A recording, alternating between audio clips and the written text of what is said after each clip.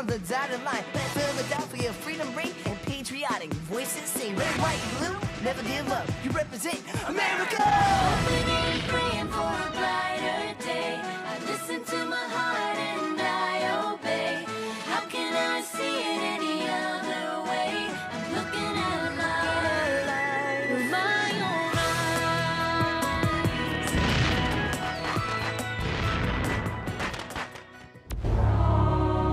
Here are some exciting scenes from today's episode of Liberty's Kids. Congress has lied to us long enough. Think of all we've sacrificed to win this war. I fought 6 years and not a penny. The time has come to take matters into our own hands. Without justice, the army is a powder keg ready to explode. And right now, I have no idea how to prevent it.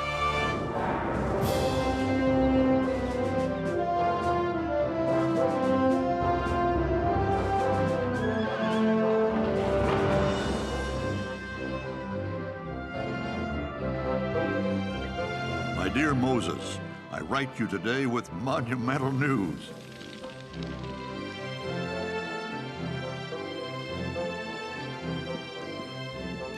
Forgive me if it's not in my own hand, but my gout's been acting up again.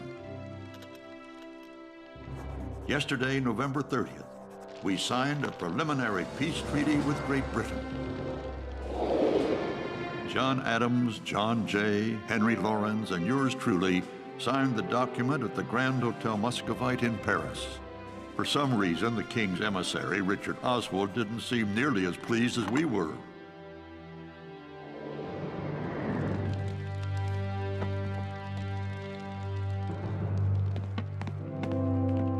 Liberty is ours, though one troubling question remains. We've won our war, but can our new nation survive in peace? Dr. Franklin, forgive me for interrupting, but I'm in an absolute state. The British ministers refuse to let me paint them signing the peace treaty. I won't be able to finish. Look at it this way, Mr. West. You must abandon a painting. The British must abandon a country.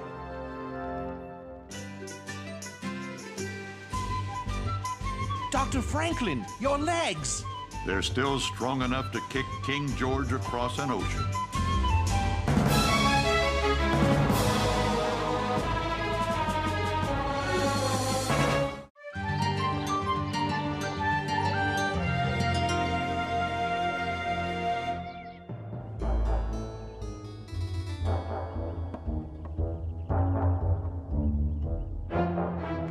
Henri, at least pretend you have manners. Wait for me. Sorry, it just smells so good. I wish Dr. Franklin were here to enjoy this with us. Me too. Can you pass the beans?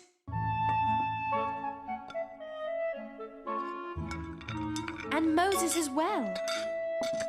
Oui, and he sure likes turkey. Could I have a drumstick? And James. It's been forever since we've seen him.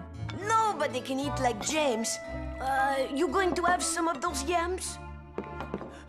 Sarah, Henri, working on a story. General Washington, Army, Congress, you have to come with me. Oh, I'm sorry. You're eating. Forget eating. This sounds exciting.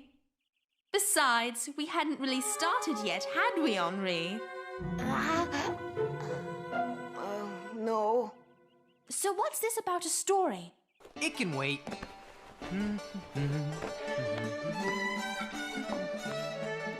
I haven't eaten all day. But we haven't seen you in months. And you can't just leave us hanging. Yeah, we are journalists too. Okay. What if I told you General Washington could have had the chance to become King of America? If he had become a king, then I am the Prince of France. I don't understand. Didn't he fight to get rid of a king? I'd better start at the beginning. Remember how I went to visit General Washington and the Continental Army?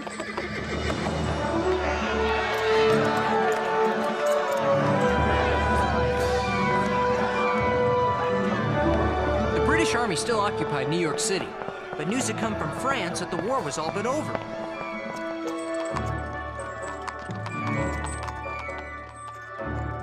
Whoa, Caesar. Time to eat.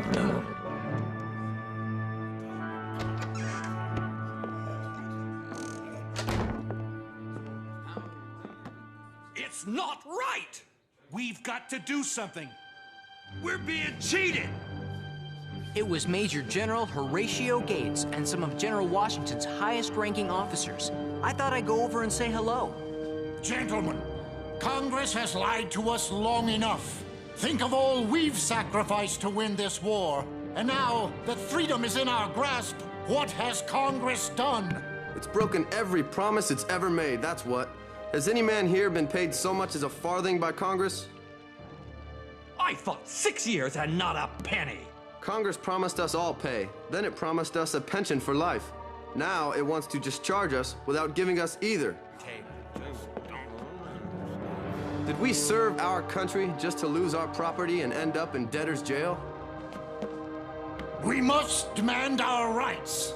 If Congress refuses, I say we march down to Philadelphia and answer them with muskets. Where does His Excellency stand on the matter? Where does Washington stand? He cannot speak publicly on the matter, but I assure you, we have his support. Why else would he allow us to meet tomorrow? Read this, circulate it to bring more men to our cause, then meet at the new building tomorrow at noon. The time has come to take matters into our own hands.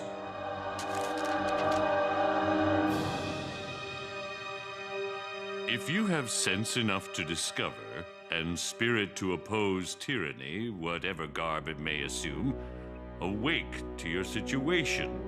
If the present moment be lost, your threats hereafter will be empty. What they were talking about sounds like armed rebellion.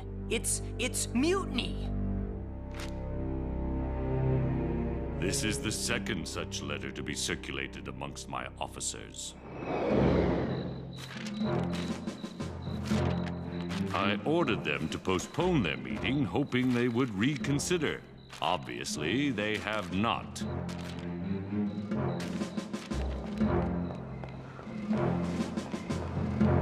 If you ask me, they're no better than traitors. On the contrary, James, I consider them heroes and patriots of the highest order. They risked their lives to fight for a new form of government. And now they feel that government's turned its back on them. But what they've said about Congress comes from honest frustration. They haven't been paid, and there's little chance they will be. But why? The National Treasury has no money. Congress has no power to raise taxes. And the states can't pay what they promised to. The simple truth is that without a strong central government, our republic cannot survive. I heard one of the officers say that you would support an armed uprising on Congress. Is that true? There's something I'd like you to see.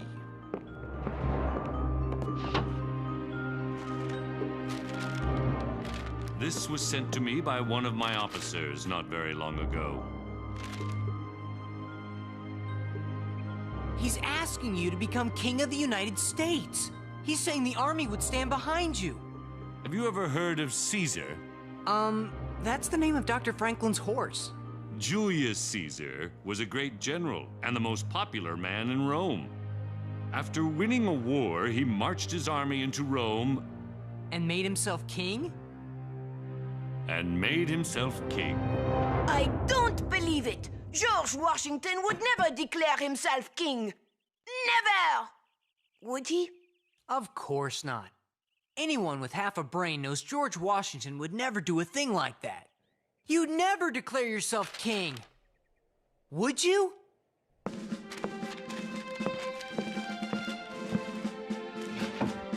No, James, the very idea is abhorrent to me. To say nothing of the fact that neither the American people nor the vast majority of soldiers would stand for it. The army exists to serve Congress, not the other way around. I thought everything would be fine once the war was over. Now it seems like things are worse than ever. Without justice, the army is a powder keg ready to explode. And right Now I have no idea how to prevent it.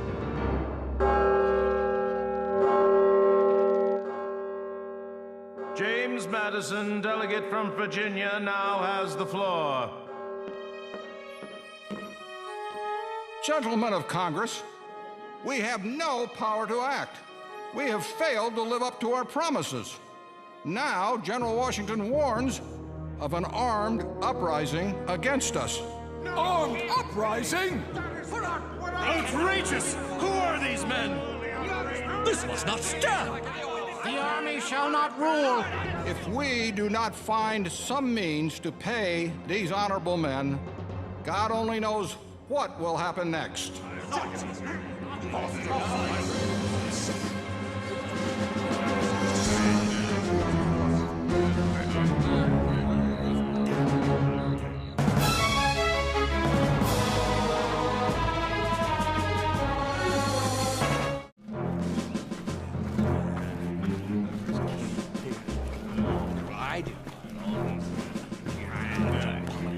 Tell me what's fair now. Congress. Everything. I want my money.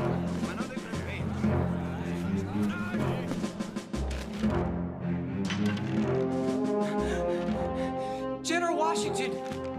The officers at the meeting hall! I've been composing my speech. It will be the most important one I'll ever make. I only hope it doesn't fall on deaf ears. I'd be willing to listen, if you'd like to rehearse it. Perhaps that's not a bad idea.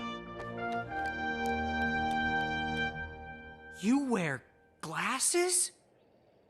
Sir? I've kept it a secret. It's not something a commanding officer wants his men to see, unless... I've got to get over to the new building. But what about rehearsing your speech? I just realized that what I say is far less important than how I say it.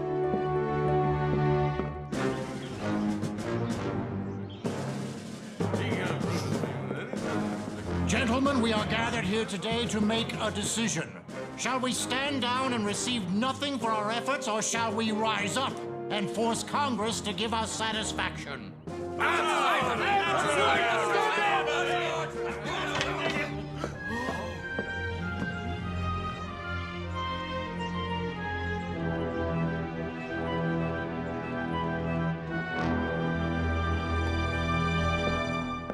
With your permission, General, I would like to address the officers. Oh, we'd be honored, Your Excellency.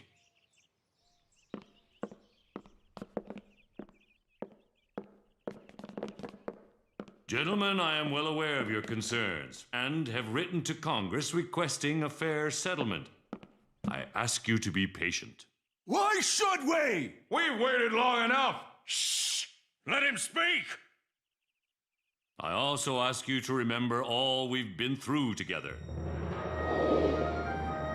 The hardships at Valley Forge.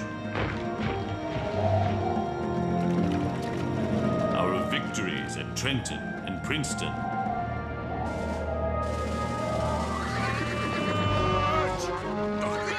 The fiend! Klaus!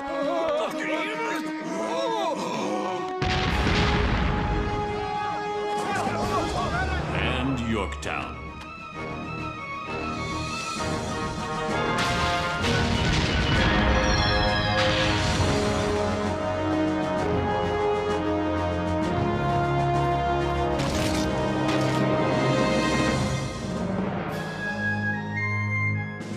Think of our brothers in arms who sacrificed their lives for liberty. Do you really want to turn your backs on them?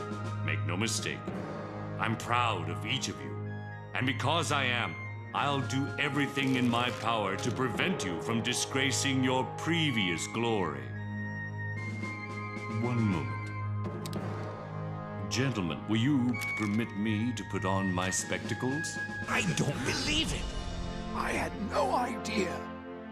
His Excellency wears eyeglasses? I've grown gray in your service, and now I'm growing blind.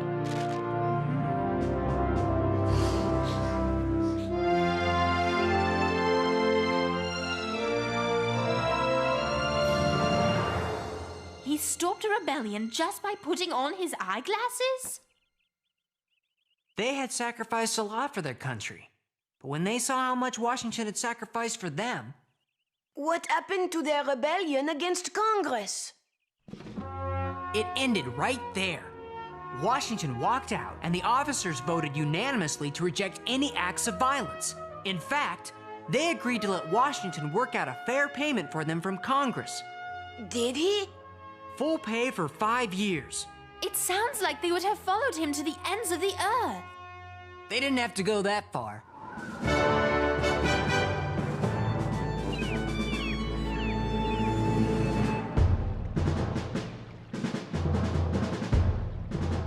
King George gave his blessing to the peace treaty, and General Sir Guy Carleton and the British Army evacuated New York City once and for all.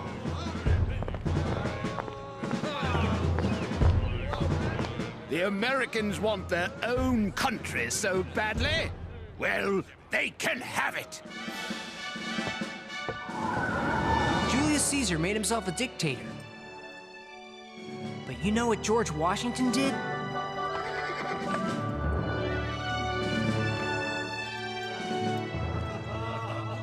He invited all his officers to Francis Tavern and said goodbye.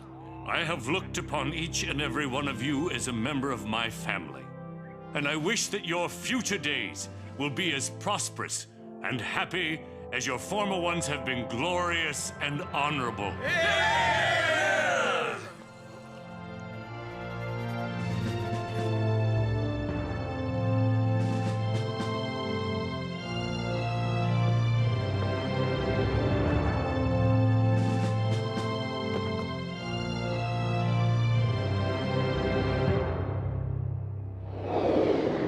You know what I'm going to put in my story? Washington was strong in war, but even stronger in peace. Were you really there at the tavern? This is the mug General Washington used to toast his men. I told Mr. Francis, the tavern keeper, that I wanted to give it to Dr. Franklin. I declare that no one will ever be allowed to wash this mug. What did General Washington do after saying goodbye to his officers? I almost forgot. That's what I came here to tell you. He's gone to Maryland to address Congress. We may still be able to get there in time to see for ourselves. That is, if you're interested. I wouldn't miss it for the world.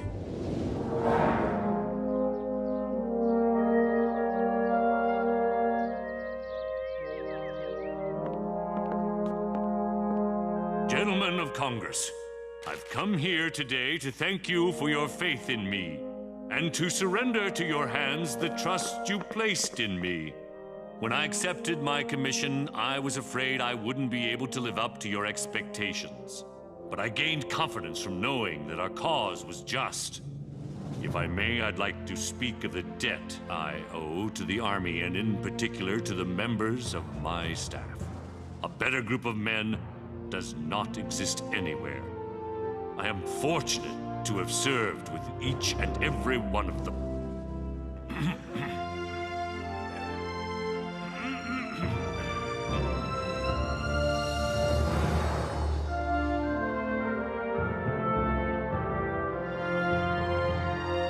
Gentlemen, it is with a heavy heart that I offer back my commission. My work is done, and now I look forward to retiring from the great theater of action. I came in here a general. I shall leave a private citizen.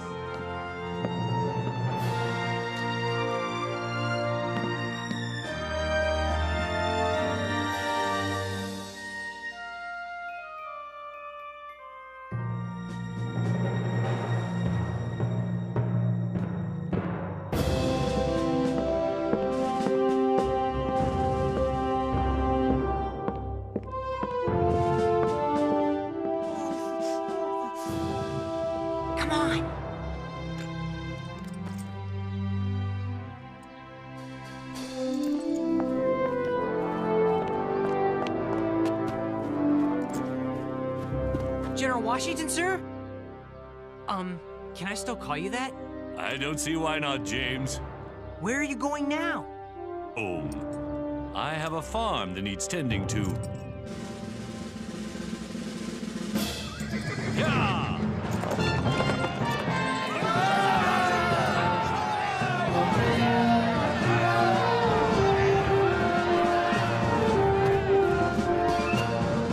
It's over. The war is really over. It's over! Huzzah! It's over!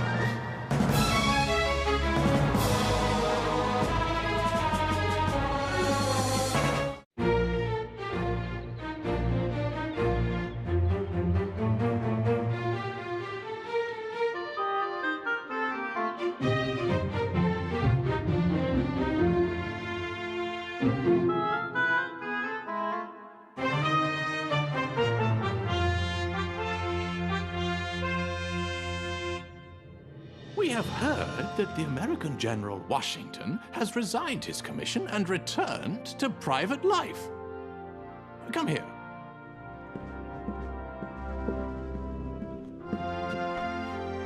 The country could have been his for the taking. I believe it to be true, Your Majesty. He's returned to the life of a farmer. If it is true, then George Washington is the greatest man alive.